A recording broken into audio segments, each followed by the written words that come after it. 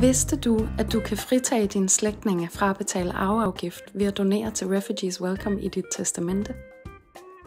Hvis dine søskende eller fjernere familiemedlemmer arver efter dig, når du dør, skal de betale arveafgift på arven, helt op til 36%.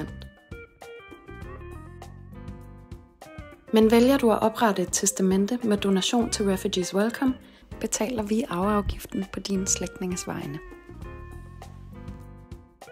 Arven til dine efterladte bliver altså ikke mindre. Til gengæld sparer de den ekstra udgift. Smart, ikke? Konkret vil dine slægtninge kunne spare op til 62.500 kroner per million kroner, de arver.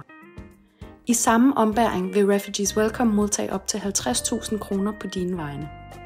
Midlerne bruger vi blandt andet til vores fortalerarbejde og til at holde åbent i vores gratis juridiske rådgivning for flygtninge og asylansøgere. Ved at oprette et testamente med donation, sparer du altså både dine slægtninge en ekstra udgift og støtter vores fortsatte arbejde. Det er da win-win. Processen er gratis og ukompliceret. Du svarer på 12-15 spørgsmål, får straks dokumentet tilsendt på e-mail og underskriver testamentet. Du får gratis hjælp hele vejen igennem af dokument 24, som Refugees Welcome har indgået et samarbejde med. Du finder linket i teksten her under videoen.